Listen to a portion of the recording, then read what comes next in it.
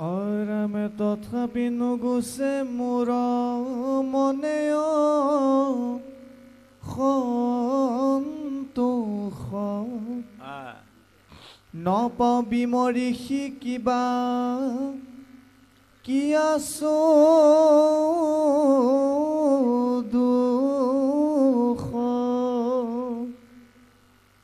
আপুনি অগাধ বুদ্ধি অংশয় অৱতাৰ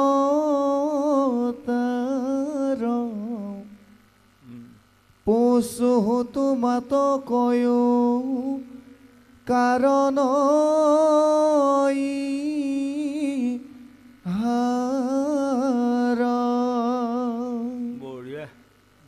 নাৰদ বদতি শুনা মহামুনি ব্যাস তুমি হে কৰিলা সবে জগত কে নাশ নিৰন্তৰে পশুৰ লোৱা আইলা তুমি প্ৰাণ নাহি মন্দ কৰ্ম ইয়াৰ ইহাৰ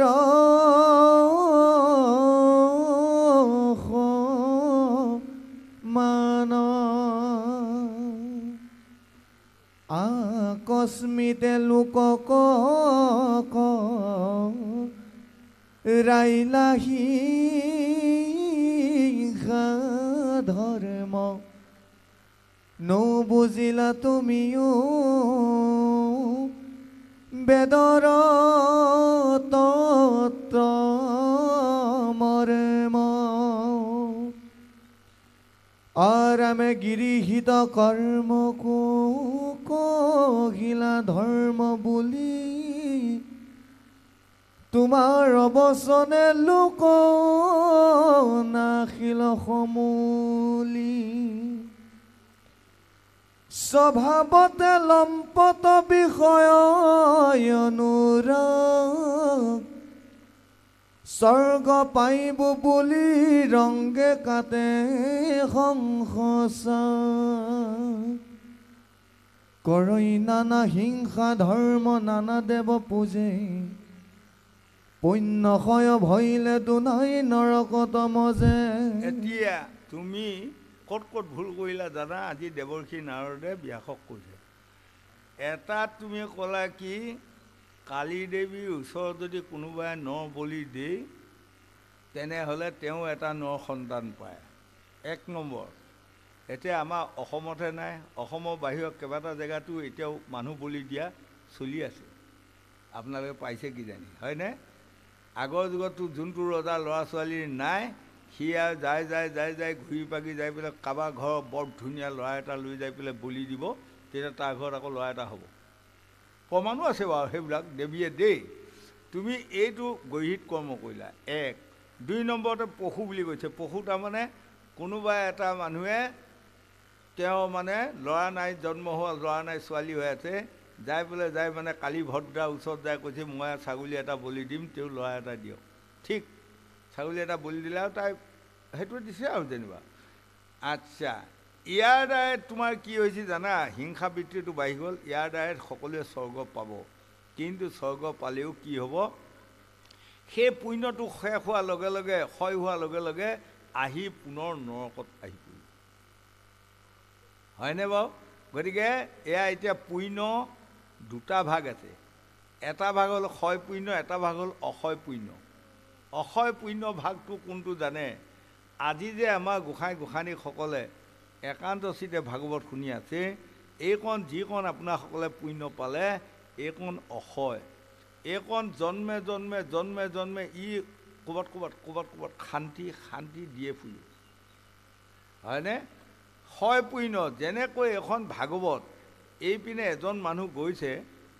তেওঁ সেই বাটতে মানে কোনোবা এজনৰ হাতত দিছে 500 টকা এটা দিয়া গৈছে ভাগৱতৰ মাজত দিলে নহয়, তাৰো পুণ্য এটা তেওঁ পাব।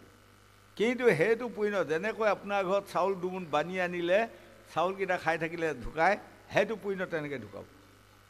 হয়নে নহয় চাব আপোনালোকে বিষ্ণু পুৰাণত বিষ্ণুৱে দেৱৰ্ষি নাৰদক কোৱা, নাৰদী পুৰাণত সনক সনন্দ সনত কুমাৰে দেৱৰ্ষি নাৰদক কোৱা কথা এইবোৰ, হয়। আৰু যম পুৰাণত যম ৰজাই দেৱৰ্ষি নাৰদক কোৱা কথা। গতিকে এয়া হ'ল ক্ষয় পুণ্য অক্ষয় পুণ্য দুটা ভাগ। কিছুমান লোকসকলে বহুত জন্ম গ'ল, তেওঁলোকে অক্ষয় পুণ্য সঞ্চয় কৰিব নিশিকিলে বা নাজানিলে, নোৱাৰিলে, হয়নে? কেৱল খাই বৈ থাকাখিনিয়ে ভাবে। কিছুমান মানুহ এতিয়াও এনেকুৱা মানুহ কিছুমান অসমত দুই এটা পোৱা যায়, বাদ দিয়াহে নিজে কৰ্ম কৰিছোঁ খাই আছোঁ আৰু কিহৰ নাম চাম ল'ব লাগে এইবিলাক আৰু, তেনে মানুহ দুই এটা অসমত আছে। সেয়া হ'ল ক্ষয় পুণ্য, নহয়নে? যেনেকৈ এতিয়া তাৰ প্ৰমাণ যজাতি ৰজা, আপোনাসকলে জানে নহয় যজাতি ৰজা, তাৰমানে নহুক ৰজাৰ পুত্ৰ হ'ল যজাতি ৰজা, যজাতি ৰজাৰ পুত্ৰ হ'ল পুৰু ৰজা, পুৰু ৰজাৰ পুত্ৰ হ'ল কুৰু ৰজা, কুৰু ৰজাৰ পুত্ৰ হ'ল শান্তনু ৰজা, শান্তনু ৰজাৰ পুত্ৰ হ'ল চিতাংগত বিচিত্ৰ বিজয়, আৰু তাৰ পৰা হ'ল ধৃতৰাষ্ট্ৰ বা পাণ্ডু ইত্যাদি। যেতিয়া যজাতি ৰজাই মানে ক্ষয় পুণ্য বহুত কৰিলে, অক্ষয় পুণ্য তেওঁ সঞ্চয় কৰিব নোৱাৰিলে, বেচেৰা নোৱাৰি। সেইপিনে বাৰু মই নাযাওঁ, তেওঁ জীয়েক এজনী সুদৰ্শিনা, তেওঁ বহুত পুণ্য কৰি তেওঁ 5টা ল'ৰা তুলি এখন বননিত 5টা ঋষি হৈ, ঋষি মাক হৈ তেওঁলোকে বসবাস কৰি আছে আনন্দত ঋষি আশ্ৰম। যজাতি ৰজাই ইমান হাজাৰ হাজাৰ বছৰ তপস্যা কৰি সদৌ শেষত আপোনালোকে জানেই পাইছে, শুক্ৰগুৰু অভিশাপত জৰা ৰোগে পালে। জৰা ৰোগৰ পাছত যেনিবা সদৌ শেষত মৃত্যু হ'ল, মৃত্যু হৈ তেওঁ স্বৰ্গ পালে। স্বৰ্গত থাকি যেতিয়া এই ক্ষয় পুণ্যহে সঞ্চয় কৰিলে, পুণ্যখিনি ক্ষয় হোৱাৰ পাছত তেওঁ মানে আহি আহি আহি আহি আহি আহি সেই আশ্ৰমখনত পৰিলে। যিখন আশ্ৰমত যজাতিৰ জীয়েক হ'ল সুদৰ্শিনা আৰু তেওঁৰ পুত্ৰ হ'ল 5টা সন্যাসী। চবেই আগুৰি লৈছে, তুমি ক'ৰ পৰা আহিলা?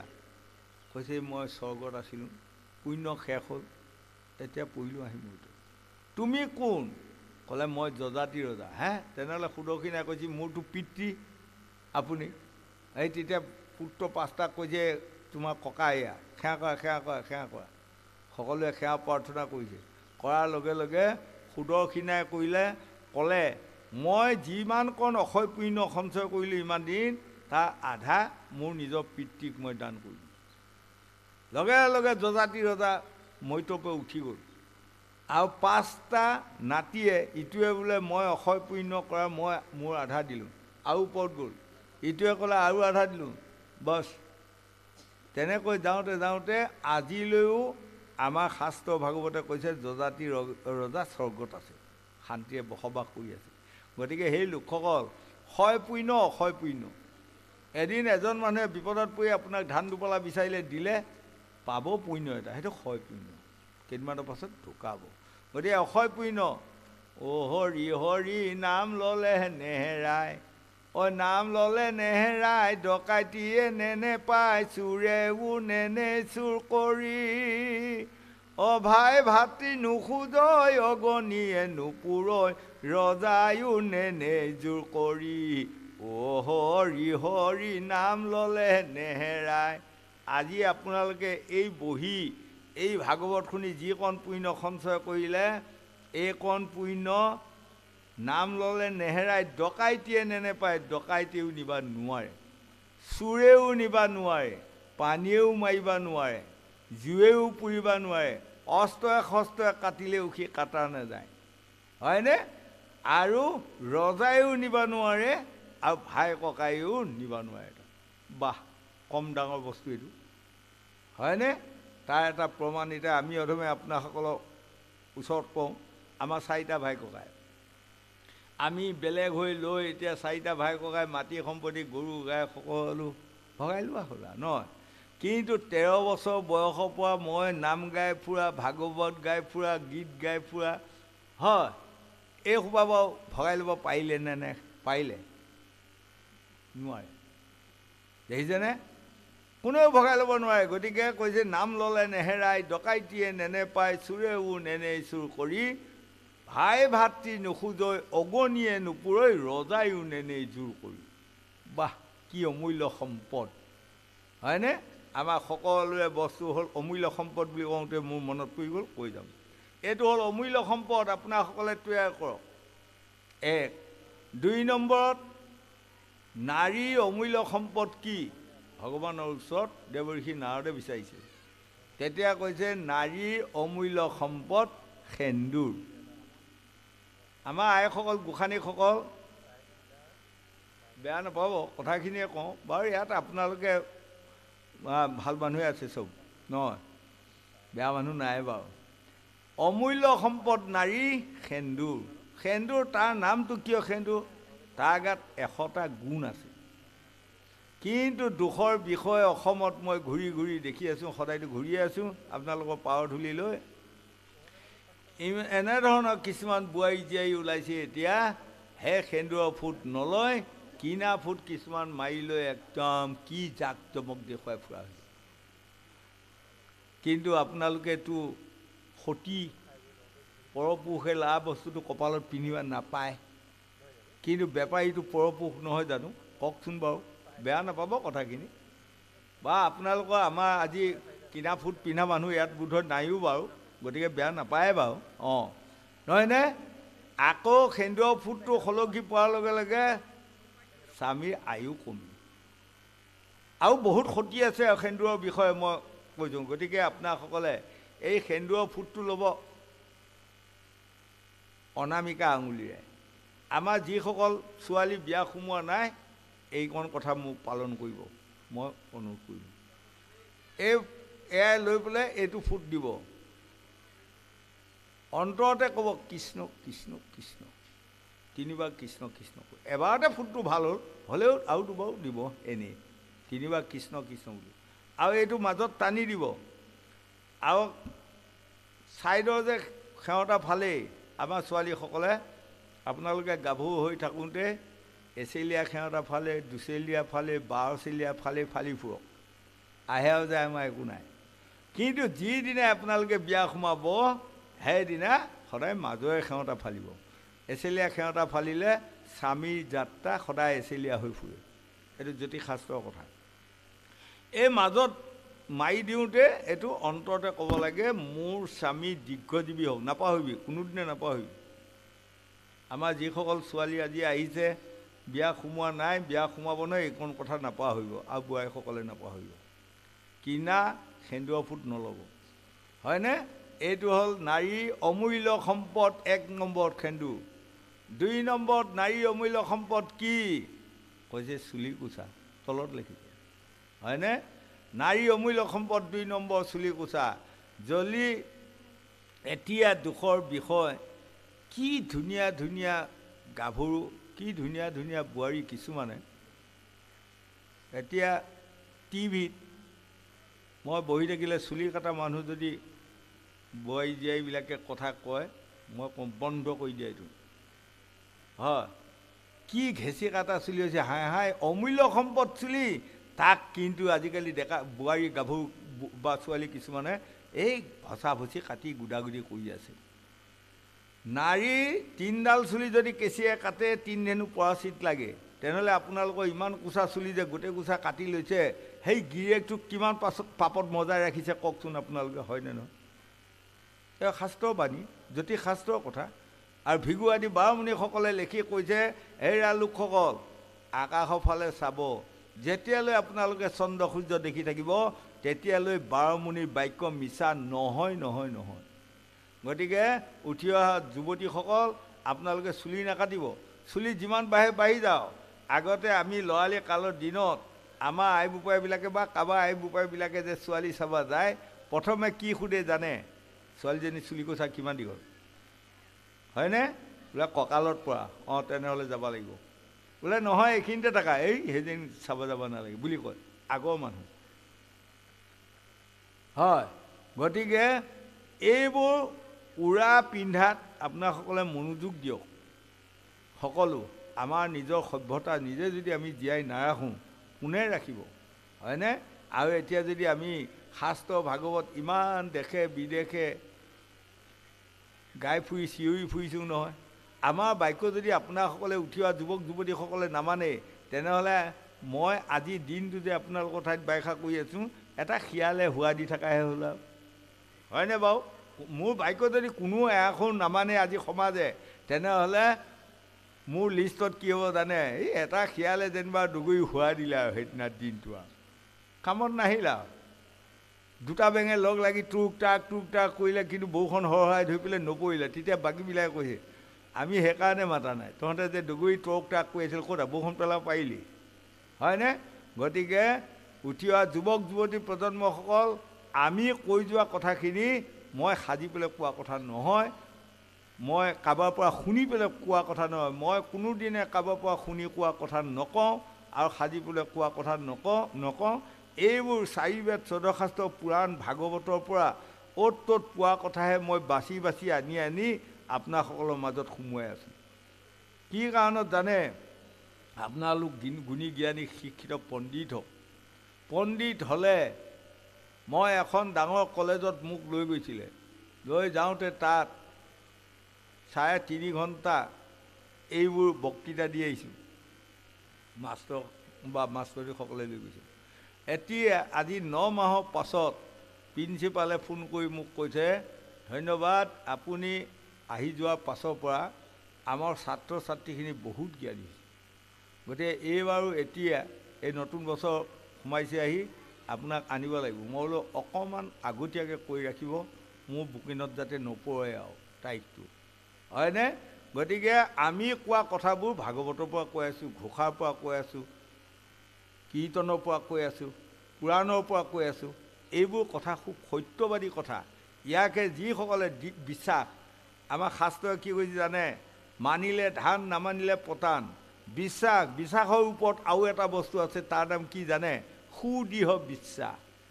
সুদৃঢ় বিশ্বাসে এইকণ কথা হয় বুলি যিজনে মানি ল'ব, হ'বই, পাবই হয়নে? গতিকে আমি সুদৃঢ় বিশ্বাসে যদি শাস্ত্ৰ ভাগৱতৰ কথা মানি লওঁ, নিশ্চয় এই ভাগৱতৰ বাক্যকেইটাই আমাক উপকাৰ কৰিব আৰু ইহকালে পৰকালে আমি নিশ্চয় শান্তি পাম।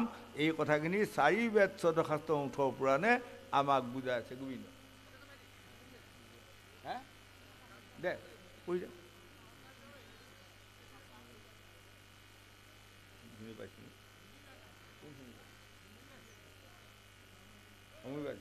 সামৰিবা দে মাত এইখিনি হ'ব দে। কমিটি যি অৰ্ডাৰ অৰাম যদি জ্ঞানী গণে তাক কৰে নিবাৰণ, আউৰতাৰ বাক্য কণ মানে একোজন। এতিয়া এইখিনি নকলেও নহয়, ৰ'ব, এইখিনি এটা কথা কি ধুনীয়া কথা ক'লে দেখিছেনে? কৰৈ নানা হিংসা ধৰ্ম, নানা দেৱ পূজে, পুণ্যক্ষয় ভৈলে দুনাই নৰকত মজে। গতিকে সেই লোকসকল, উঠি অহা যুৱক যুৱতী প্ৰজন্মসকল, হিংসা কৰ্ম নকৰিব।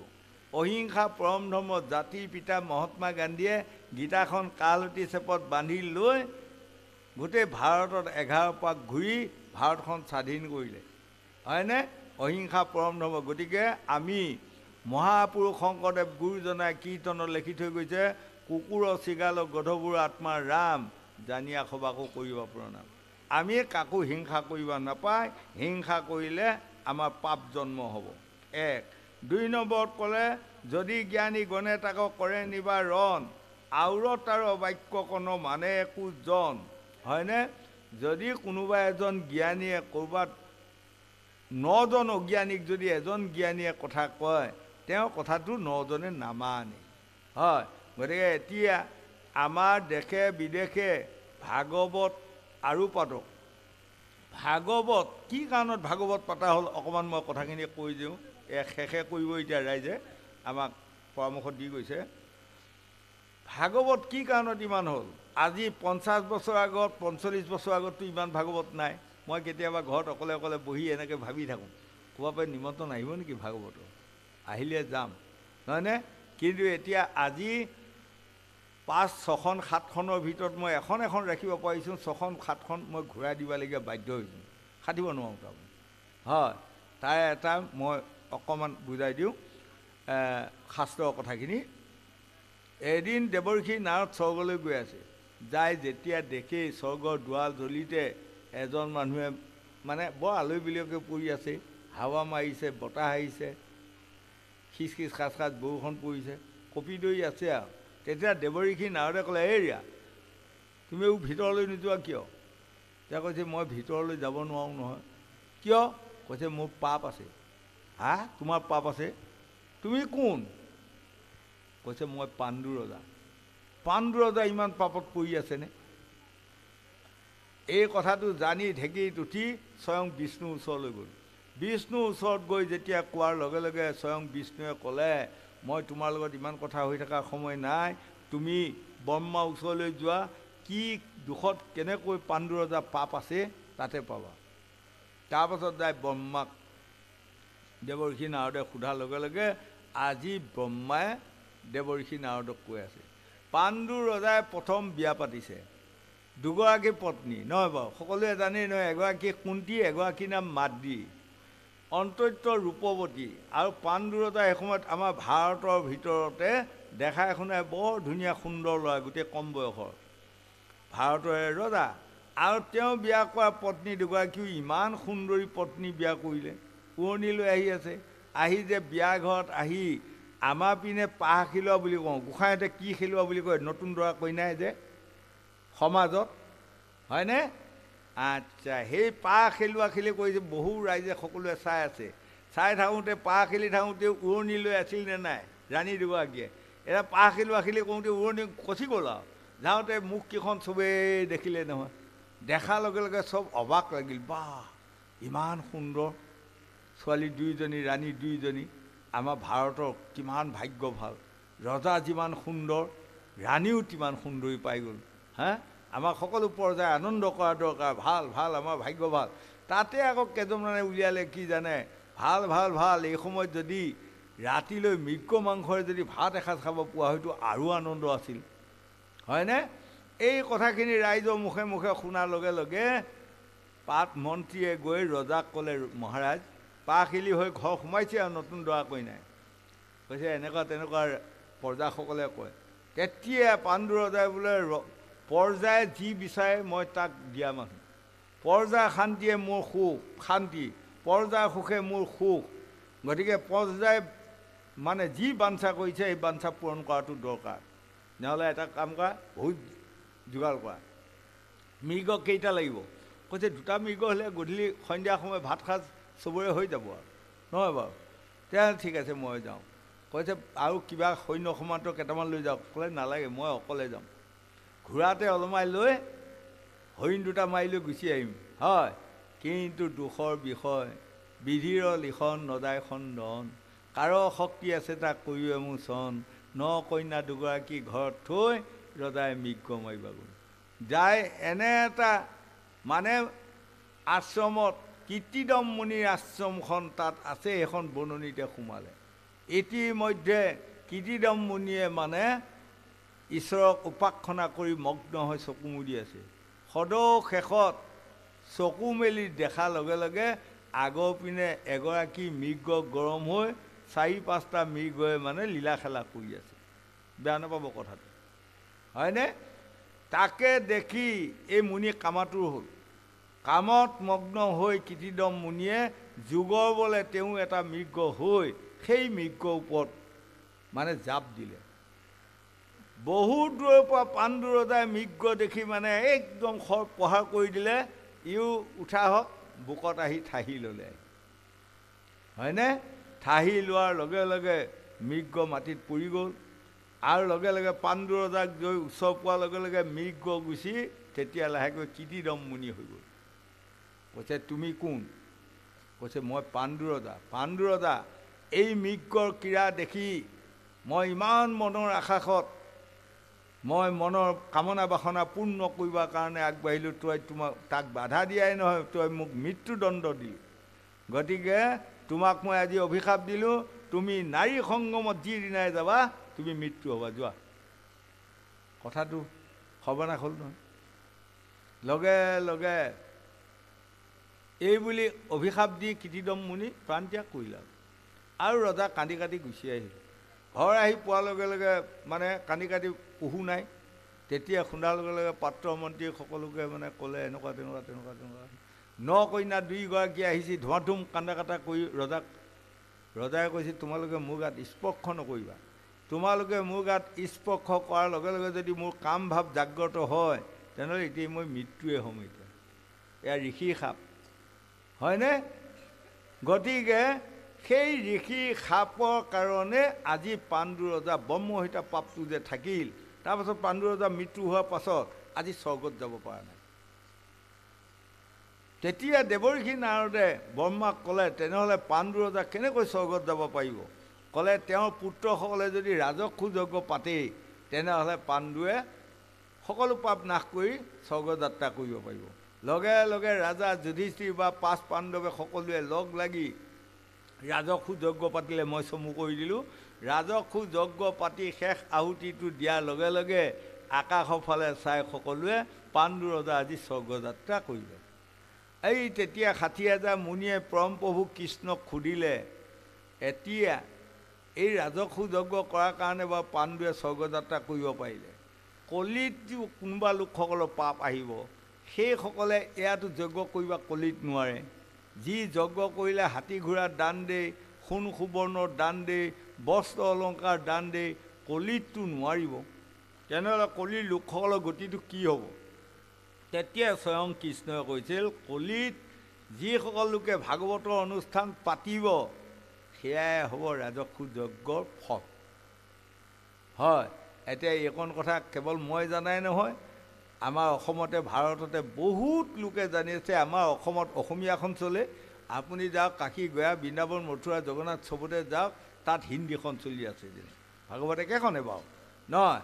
গতিকে এই কথাকণ মই জানাই নহয়, বহু জ্ঞানীসকলে জনাৰ কাৰণে আজি বা এতিয়া দেশে দেশে গাঁৱে গাঁৱে সকলোৱে ভাগৱত পতা হৈছে। ভাগৱত বস্তুটো ইমান পবিত্ৰ বস্তু।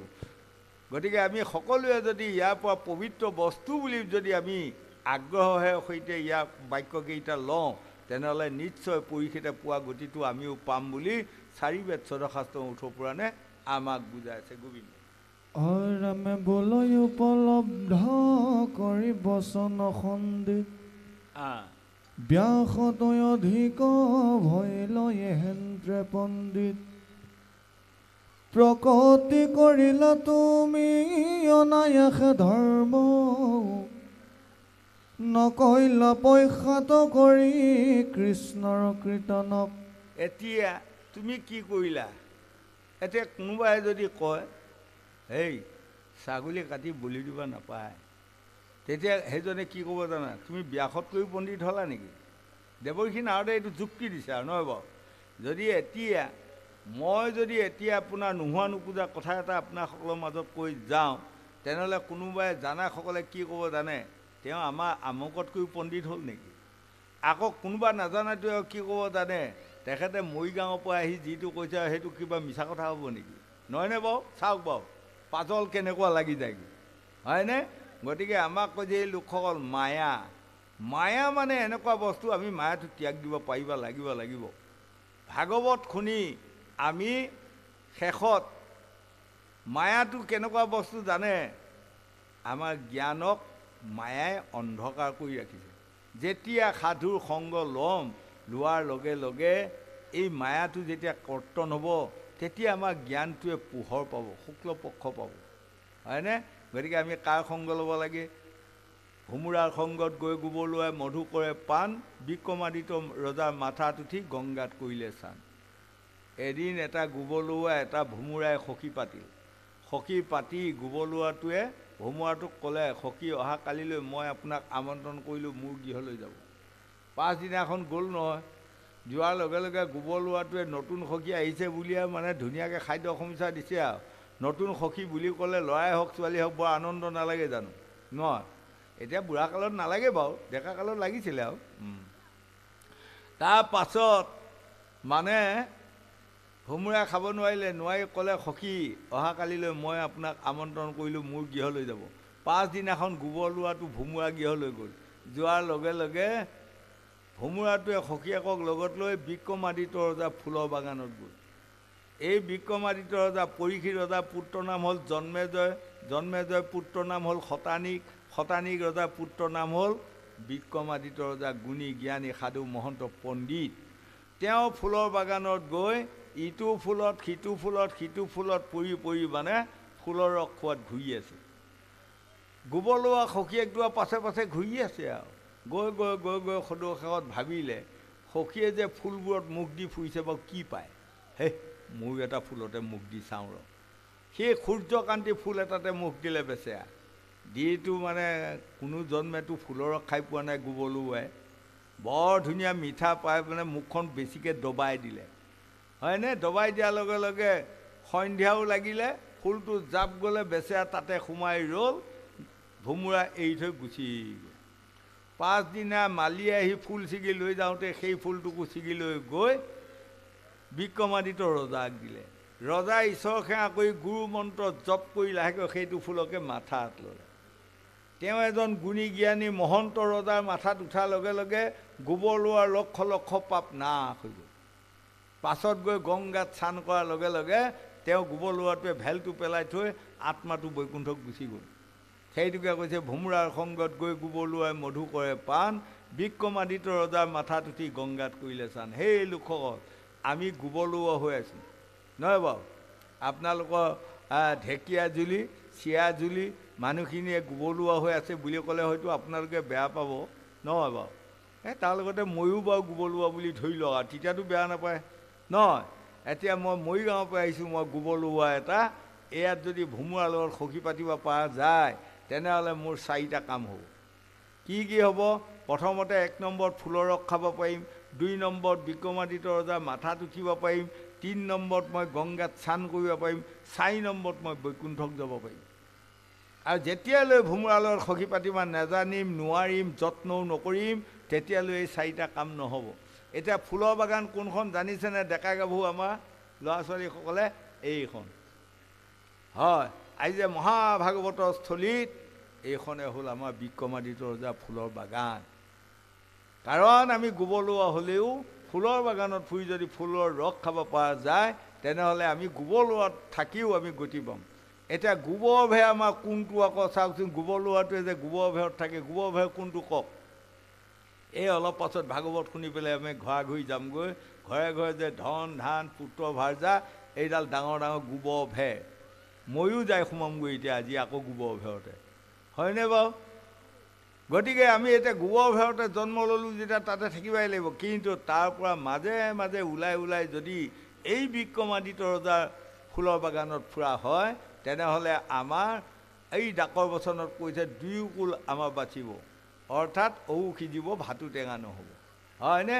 গতিকে আমি মনুষ্য জন্মটো সাৰ্থক কৰাটো পৰম কৰ্তব্য। আৰু এশাৰী মাত অৰামে সিজিল তোমাতৰিষি পৰম অন্যায়, নাহি শুশ্য চিত্ৰ তব সেহি অভিপ্ৰায়। এতিয়া পৰামৰ্শদাতা এজন মানুহে এজন মানুহক মাৰিলে, হয়নে? কিন্তু মাৰা আগমুহূৰ্তত এজন মানুহে কৈছে এইজনক মাৰা, তাৰ গাত লাগিবনে নালাগিব কওক? আজি দেৱঋষি নাৰদে কৈছে তাৰ গাত 2 গুণ লাগিব, নহয়নে বাৰু? এজন মানুহক কৈছে এজন মানুহে এই ছাগলীটো মাৰা, তাৰ কথাতে সি ছাগলীটো মাৰি পেলালে। কিন্তু দেৱঋষি নাৰদে কৈছে মাৰাটো গাত 1 গুণ পাপ লাগিল, তুমি মাৰ বুলি কোৱাটো গাত 2 গুণ লাগিল। তদুপ তুমি যে এইবোৰ লিখি দিলা তোমাক পাপে পালে। ছাগলীটো আত্মাটো কি? আমাৰ আত্মাটোৱে নহয় জানো, হয়নে? মানুহৰ আত্মা, ছাগলী আত্মা, কুকুৰ বা গৰু আত্মা চিনি পাবনে আপোনালোকে? নহয়। আজিয়ে বাৰু এটা কথা প্ৰমাণ কৰোঁ, আজি খন্তেক ভাগৱত সামৰিমে এতিয়া, এইখিনি সময়তে এটা প্ৰমাণ কৰোঁ আজি। বেয়া নাপাব সকলোৱে 2 মিনিট 1 মিনিট আমি মৰোঁ, নহয়নে? চবৰে আত্মাখিনি লৈ আহি এইখিনিতে পাচি এটাত গোটাই পেলাওঁ। তাৰপাছত 2-4 মিনিটৰ পাছত আকৌ মানে সকলোকে জগাই দিওঁ, দি পেলাই কওঁ আপোনালোকৰ নিজৰ নিজৰ আত্মা নিজে নিজে ঘূৰাই লওক। তাতে যেনিবা কুকুৰ ছাগলী, কুকুৰ মেকুৰী শিয়ালৰ আত্মাও দিলোঁ আনি। আপোনাৰ নিজৰ আত্মা এইটো বুলি পেলাই চিনি পাবনে কোনোবাই? পাব নাপায়। কোনোবাই ছাগলী আত্মাকে সোমোৱাই লৈ গুচি যাব, কোনোবাই ক'ৰবাত শিয়ালৰ আত্মাকে সোমোৱাই লৈ হাবিত যাব পাবগৈ। এইটোৱেই প্ৰমাণ কৰোঁ। আত্মাৰ কোনো আজি আমাক কৈছে দেৱৰ্ষি নাৰদে কোৱা মানে আমাক কোৱা কোনো আত্মা ৰঙা নীলা পখৰা বগা কিবা একো নাই, নহয়নে বাৰু? আত্মাৰ কোনো চিনভিন নাই। এতিয়া আমাৰ গোসাঁই পত্নীগৰাকী আত্মাটোত লেখা আছেনে আমুকা ঘৈণীয়েক বুলি বাৰু আছেনে? আমাৰ গোসাঁনী বাৰু আত্মাটোত লেখা আছেনে মোৰ স্বামী আমুকা বুলি বোলে? এইটো আমাৰ ডেকা আত্মা, এইটো বুঢ়া আত্মা, এইটো চনা আত্মা, এইটো সৰু ল'ৰা আত্মা, সৰু ছোৱালী আত্মা বুলি লেখা আছেনে? নাই। আত্মা চাওক সকলোৱে একে। আমি যেতিয়া বেয়া কাম কৰিম তেতিয়া আমি শিয়ালতো যাব পাৰিম, ঘুঙতো যাব লাগিব, গাহৰিতো যাব লাগিব। এই ৰাম বিষয় অবাসনাই এৰি অভজি উকচিৰি হৰি মানি লোৱা ভাগৱতৰ বাণী নহ'লে মনুষ্য জন্ম বিফলে খেদায়া হৈবা